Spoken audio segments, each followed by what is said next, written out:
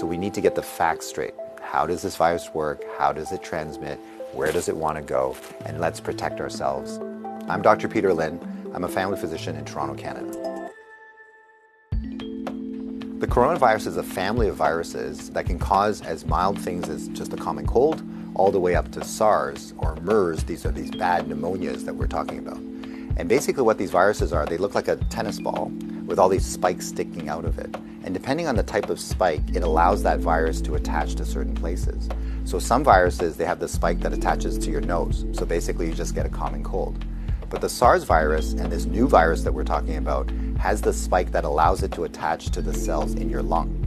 And when it attaches there, it puts in information to make photocopies of itself. So it uses our equipment to make more viruses. I'm declaring a public health emergency of international concern over the global outbreak of novel coronavirus. Most of the coronaviruses live in animals. In this particular case, it was from Wuhan. There was a fish market where they were selling live animals.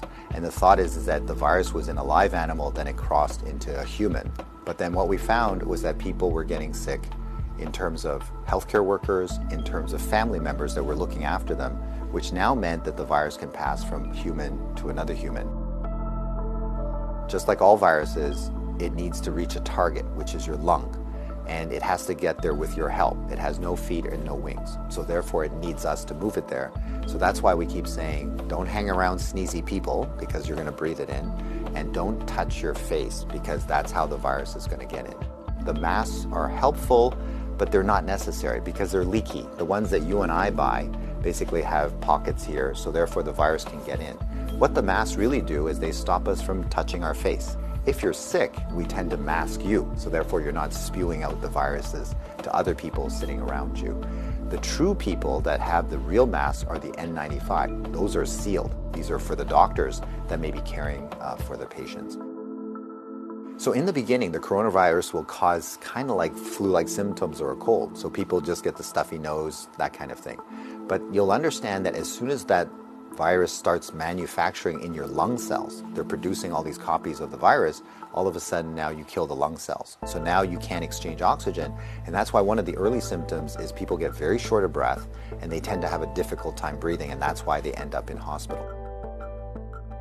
So currently, unfortunately, we don't have a direct treatment for the coronavirus. So we don't have a medication that can kill it off. And so it's really supportive. So in other words, the patient can't breathe, we give them oxygen, help them to breathe.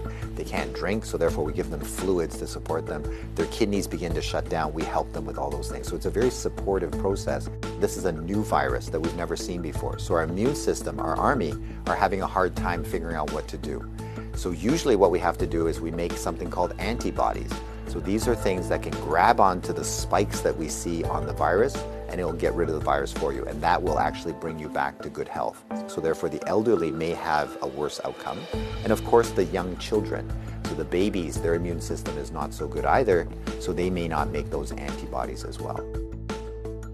So just remember, your hands may be with virus. Virus cannot hurt you because it can't get through the skin, but the moment I do this, now I've brought the virus right to where it wants to go. So let's remember not to touch our hands to our face. So let's say you think that you might have been on a plane or you might have bumped into somebody that has it.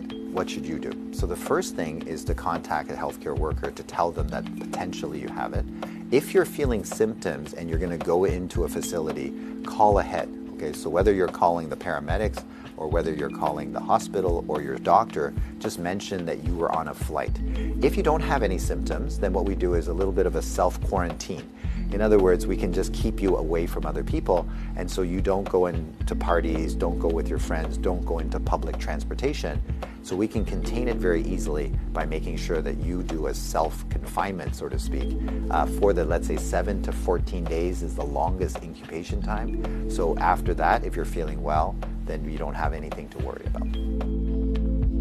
If we get the facts right, then we don't have to be overly worried, but we do the right things so that we don't get the virus ourselves and that we don't pass it on to others. And if we look after each other in this way, this virus will have nowhere to go. It needs us to move it, it needs us to make copies for it, and if we don't help it, then the virus will stop.